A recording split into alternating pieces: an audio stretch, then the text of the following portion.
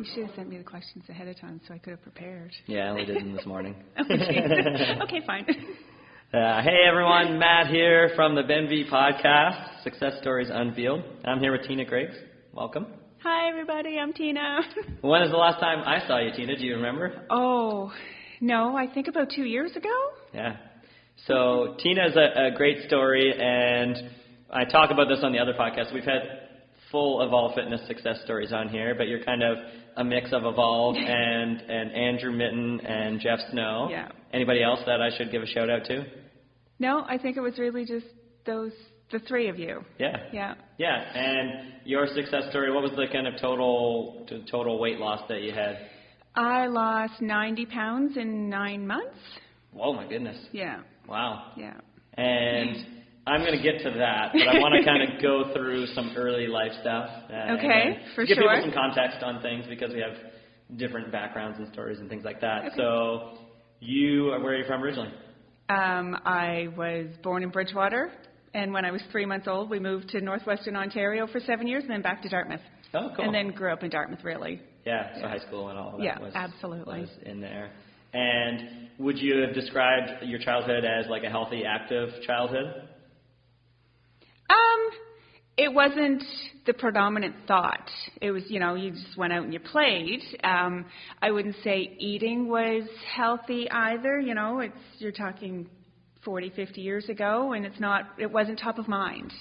So there were always like the mushroom soups added to the pork chops and things like that, which are really yummy, but really fattening too. Yeah, absolutely. Yeah. I grew up in a small town. I mean, yep. Hot dogs were a regular meal, and bologna sandwiches and stuff that I still enjoy very much, just absolutely. less. So going through like your teenage years and your early adult life, like what were you up to for like work and school and healthy or not healthy things then? Well, interesting. I mean, I paddled competitively for almost 30 years off and on. So I was active in the summertime, but then I wasn't active at all during the wintertime. So my weight fluctuated all the time. I had a coworker who once said she's never seen anybody lose as much weight or gain as much weight seasonally as I would. Yeah. Because I would work out. I'd be on the lake from like 7 o'clock in the morning till 7 o'clock at night, 7 days a week. And then come Labor Day, nothing until Victoria Day. Right. So, yeah. It's a bold thing for a coworker to say to you. Well, we got along really well, yeah. Okay. Yeah. So when did that kind of cycle stop? Really, probably when I turned around 16 is when I stopped seriously paddling for a number of years. And it was so I didn't have that weight loss part to combat the weight gain part. Right. So, yeah. And then would you say, so you're how old now? 52. And that 9 month journey was a few years ago. Yeah. Yeah. And was it gradual to get to that kind of like your peak highest weight, or was there ups and downs along the way because that was in your late 40s, so from your like 20s and 30s to your late 40s, like what was happening with your health and fitness? It would go up and down and up and down. When I had my kids, it was up, and then I would consciously work at losing weight, and then I'd lose it, and then then I'd forget about it, or put it on the back shelf, and then I'd slowly gain it again. So yeah, it's kind of been up and down, but up and down, gradually going up to that point. Yeah. And when you would say, okay, it's time to get back into it, like what was the plan back then? You mean when I started? Like when it was still gradually growing up over the until this big weight right. loss. Like when you're like, okay, this is not going well, I need to do this. Like what was the go-to kind of program? I would just try to go out and get more active. Take the kids out for walks or what have you, and then life would get in your way, and that would not work out so well, or then I'd try to eat a little bit better, and it would get a little bit better, and then life would get in the way, and it wouldn't work out so well. So yeah. Yeah, and then you hit your highest weight, and what was the turning point? Like what was this is what I'm doing, and I'm doing it now because? I was 49, and it was June, and I was just about to, I was 48, and I was just about to turn 49. And I decided that within a year, when I turned 50, I did not want to be at that weight when I turned 50. I wanted to be in my best shape possible. So then I started working out more aggressively with Andrew and the nutrition coaching with Jeff, and then coming to you guys as well. So a lot of people have that exact same thought. They say, I want to eat for it's going to be, it's going to be 30 or it's going to be 40 or I'm going to be in my best shape by 50. How did you actually get started? Because a lot of people never get started. I don't know. I just like one day it was like, actually, you know what? I think I do know. If I think back to it, I remember talking to Jeff about the nutrition part of it, and I work overnights as well as have a full-time day job as well, so sleep, a lot of it gets in my way. I remember telling Jeff about this and, my crazy schedule, and he looked at me and goes, sometimes you just got to admit that now's not the time. And I thought in the back of my head, the hell with you. If I'm going to show you that this is it and that I'm going to do this. So you have a competitive streak in you. A little bit, yeah, a little bit. And how did you meet Jeff and Andrew? At 360 Fit. Yeah? Yeah, at that gym. So Great. I was going there at the time, and I ended up with Andrew as a personal trainer and Jeff as my nutrition coach through there. Great. Yeah. And so, 90 pounds in 9 months is fast. And for everyone at home, that's not a typical situation. It's not. But what were the things, you have these great coaches. What were the things that you would say got you started to get you kind of those fast results? Because fast results are motivating and to help you keep going. Like, what were the changes that you made? I started running as well as the personal training sessions. I think the running really was a big one. And I was very, very strict on my diet because I knew that I had to go to Jeff and tell him everything that I ate, and I was going to, and Jeff, no bullshit, he's going to, he'll call you out, and he'll call you out if you're, bullshitting him, right? So I knew that I had to be honest, I had to be upfront, and I had to do it because, he was going to call me out if I didn't. Yeah. So you brought in some good accountability. Yeah, absolutely. And so you're running, you're lifting weights. Yep. And then what are the kind of nutrition principles that you live by? Like what are things that were important to happen every day, maybe like protein, fruits, veggies, things like that? What were important to happen to make it a great day? Those were important. It was really staying within the calories. It's the whole thing, calories in versus calories out. I was working out way more than the calories that I was bringing in, so I think that helped see the results quicker. I also just had this, it's funny because I think back to it, and, I just didn't give myself excuses. I just do it, I would get up at 4 o'clock in the morning to go to a spin class with a group that I work out with, and I just did it, and people are like, how do you get up and do it so early in the morning? It's like, just don't give yourself the option. Just do it. Yeah. Right. And that is a big thing, and I talk about this as people always ask how to get and stay motivated, and nobody's motivated every day, but it's discipline to do it on days you don't feel like it. Right. So did you bring in, you had people that you worked out with, so that helps with accountability. Was there any other kind of methods of accountability that you brought in to help keep you on track for such a long period of time? No, because the more I saw results, it fueled me wanting to work harder at it. So it was perpetual. Once I started on that slope, it was easy for me to just keep going. Yeah. Yeah.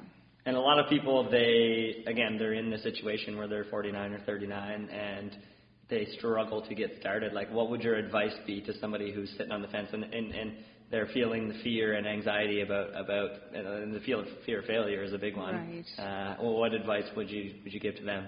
Just do it. Put one step in front of the other. Don't look at the big picture. You want to lose, 90 or 100 pounds. You want to lose 5 pounds this week.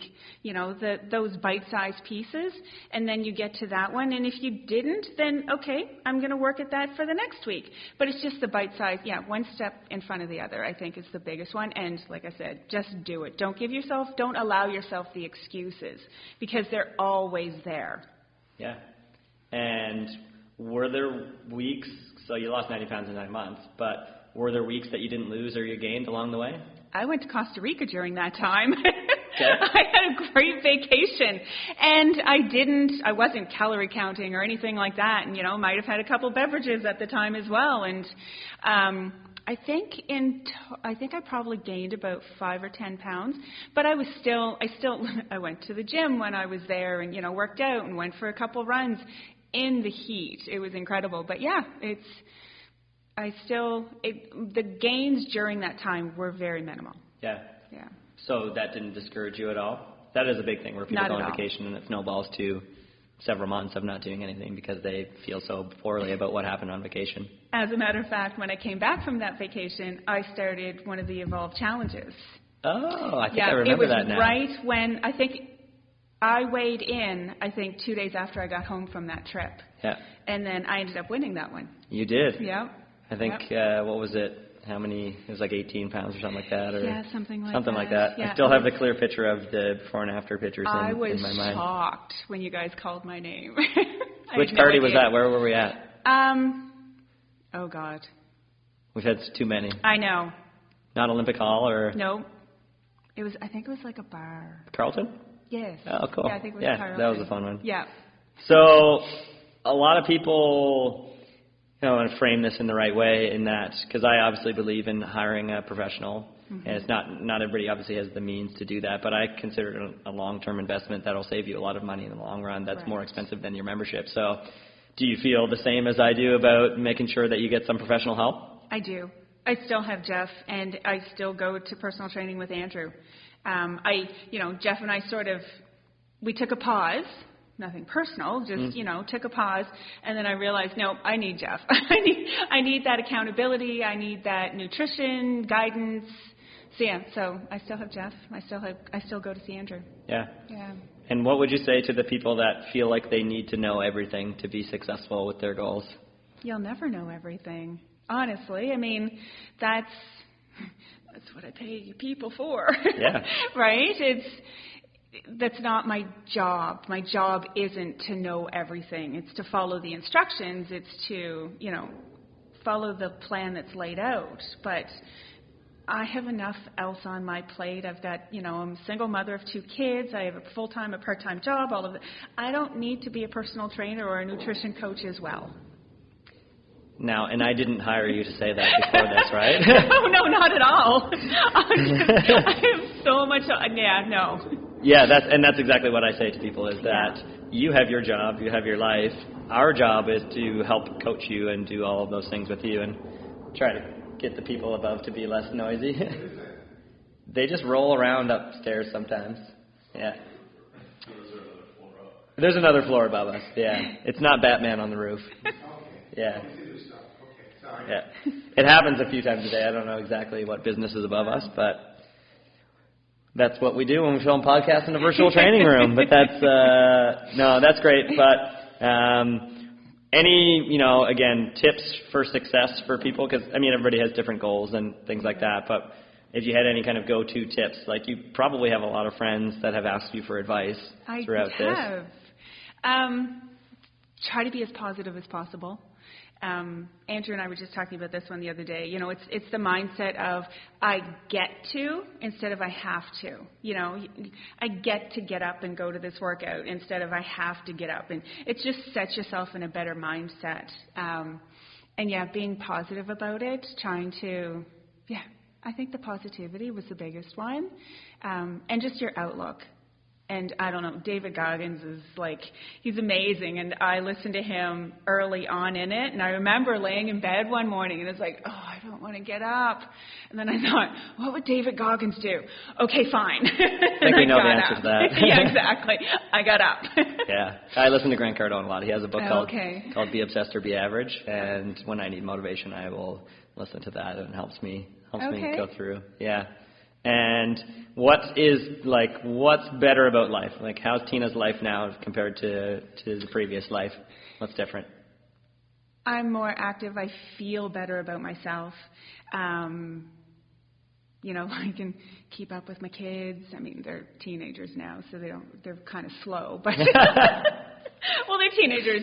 One doesn't get out of bed till 1 o'clock in the afternoon, but I can go out and walk the dogs and not be out of breath or worry about this is going to be so hard. It's just stuff like that. Just live life. Yeah. And what's your favorite exercise? Oh.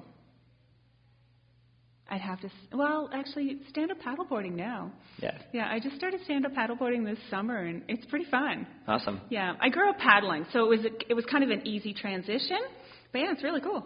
Yeah. And what about in the gym exercise? Oh, yeah. That is exercise. Hey, I asked the question. Fair. You didn't specify. In the gym exercise. Oh, gosh. I don't know. Anything usually to do with back or shoulders. Yeah. I always like those, Yeah. And favorite movie of all time? Oh. Ever After. Ever After. Yeah. Is Carrie Underwood in that one? Is that, or no? That's, she just sang on the soundtrack or something, maybe. Yeah. No, who is it? It's, the girl from E.T. Thank you. Drew Barrymore, that's right. Yeah. And if you could have dinner with anybody, dead or alive? Oh, my God. So icebreaker questions that I was supposed to do at the start, and I forgot. I know, but these are ones that are hard. Who do I want to have dinner with? Madonna. Nice. Yeah. That's a good one. Yeah. And favorite country music song? Oh, I knew something about country would have to be here, but no. There's so many. I don't think I actually have answer. I don't. Good but answer. seriously, I don't think I have a favorite. I can show you I really do have country on nice. there. Awesome. And most important question: pineapple on pizza or not? No. Okay. Glad I asked that at the end. Then I would have cut off the interview early. Oh, no. I would still eat it, but I would never order it. Okay, that's fair. Yeah. Okay. Well, I appreciate your time, Tina. Thanks for coming and sharing your story. It's very inspiring, and we appreciate all the time that we've had you. And again, a shout out to Andrew and Jeff for all, solid guys and good people to know. Perfect. Well, thanks for having me. Awesome. Okay. No problem.